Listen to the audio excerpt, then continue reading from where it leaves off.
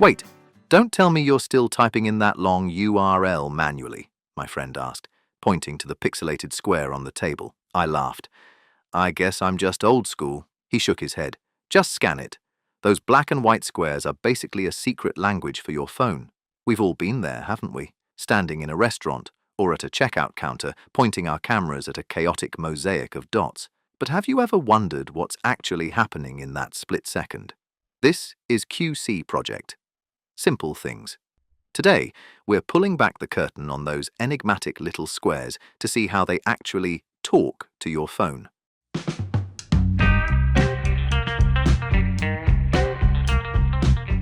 At first glance, a QR code looks like a digital mess, but it's actually a highly organized map.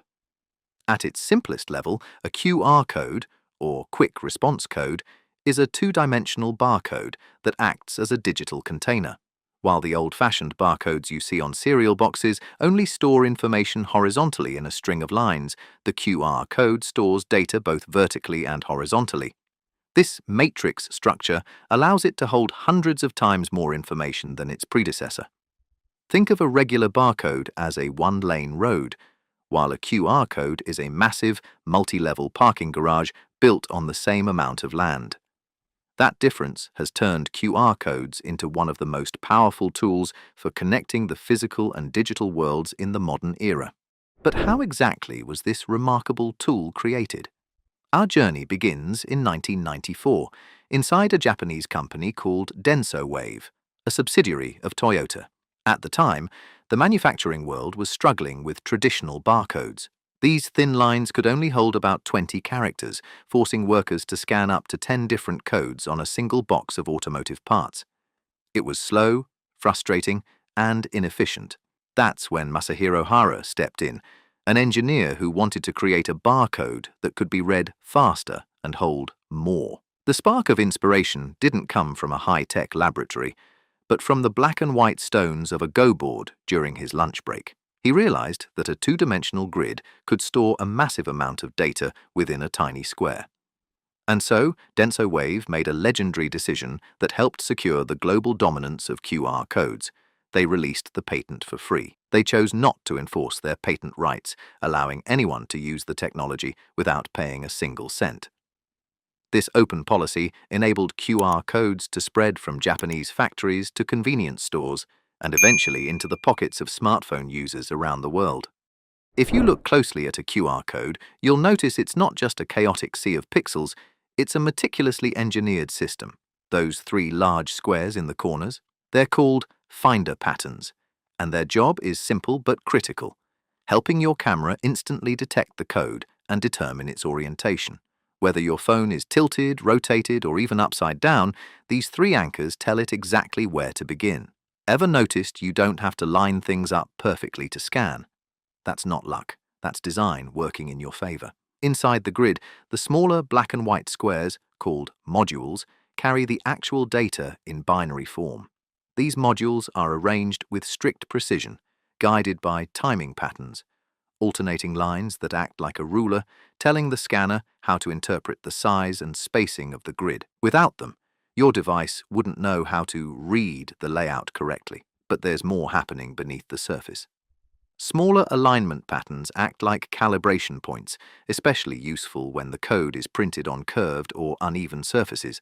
A thin quiet zone, a blank border around the code, separates it from the outside world, preventing interference from surrounding visuals. And embedded within specific areas is format information, quietly instructing your device on how to interpret the entire pattern. When you point your phone at a QR code, a sophisticated digital conversation happens in less than a second. It starts the moment your camera sensor captures the image. The software first looks for those three large corner squares to lock on to the target. Once it identifies the boundaries, it analyzes the contrast between the black and white modules. The scanner doesn't see colors, it sees binary code. White squares are read as zeros and black squares as ones.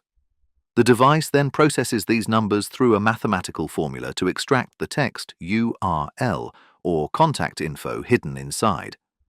But the real magic is how the scanner handles imperfect conditions. Lighting might be dim, or your hand might be shaking, but the software is designed to compensate.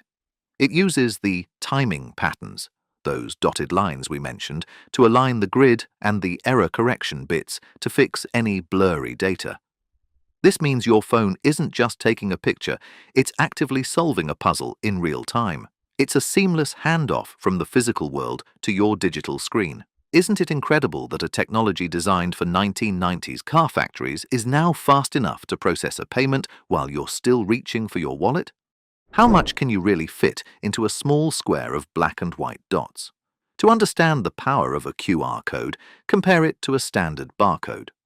A barcode is like a small envelope that can only hold a short note of about 20 digits. A QR code, however, is like a massive shipping container.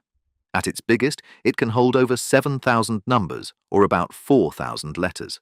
That's enough space to store a short story, a full contact list, or a very long website link. But here is the catch. More data means more dots. If you fill a QR code to its maximum limit, the dots become so tiny and crowded that your phone might struggle to read them. This is why the QR codes we use for menus or payments look relatively clean. They only carry a small amount of data to make sure the scan happens instantly. It's a balance between how much you can store and how fast you can scan.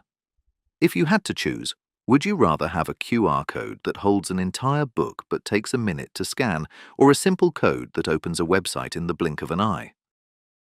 Have you ever scanned a QR code on a crumpled flyer or a dirty window and been shocked that it actually worked? That isn't luck.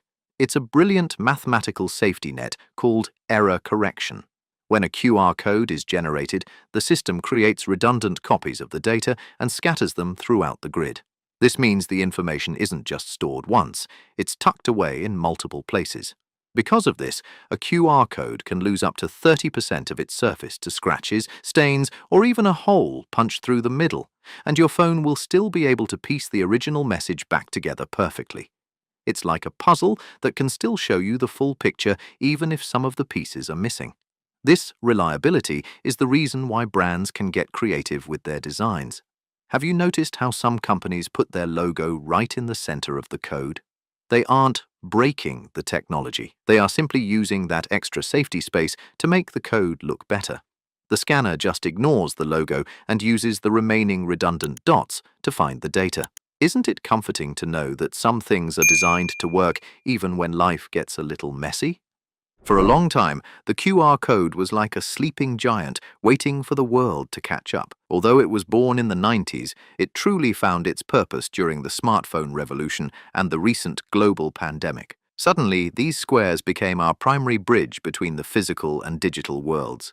From touchless menus and instant payments to scanning a code on a giant billboard in the middle of a city, the QR code has turned the entire world into a clickable interface. Think about it. A small sticker on a bus stop can instantly give you the live schedule. Looking ahead, the journey of the QR code is far from over. We are seeing them integrated into augmented reality, AR, where a simple scan brings a 3D product to life right in your living room. They are even appearing on gravestones to preserve the stories of loved ones forever. As we move deeper into this scannable era, we have to ask ourselves, how much more of our physical world will eventually be tucked inside these tiny black and white squares? With great convenience comes great responsibility, especially for your digital safety. Since we've learned that a QR code is just a visual container for data, it's important to remember that it can hold anything, including malicious links. Scammers have invented a trick called quishing, QR phishing, where they paste a fake QR code over a real one at a restaurant or a parking meter. When you scan a tampered QR code, you may be redirected to a near-perfect copy of a login page or payment portal. These fake websites are designed to capture your credit card details or passwords the moment you enter them.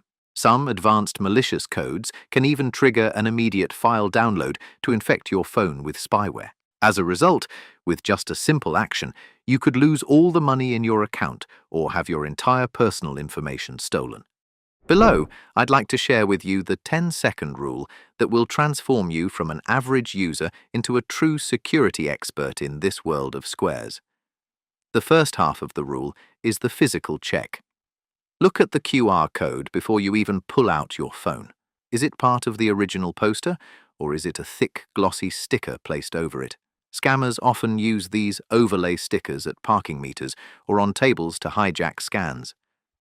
If the code feels like a temporary layer or looks slightly misaligned, your intuition is your best weapon.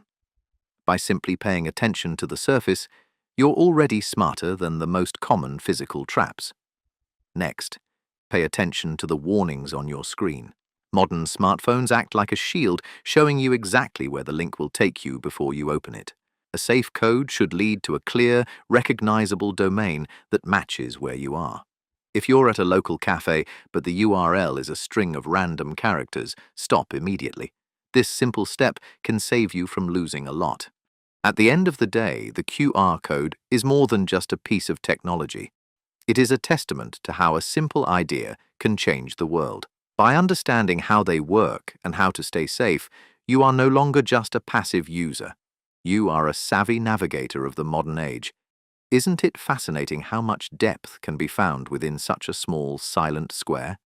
This is QC Project. Simple things. If you found this deep dive helpful, please take a moment to like this post and subscribe to our channel. Stay curious, stay safe, and we'll see you very soon.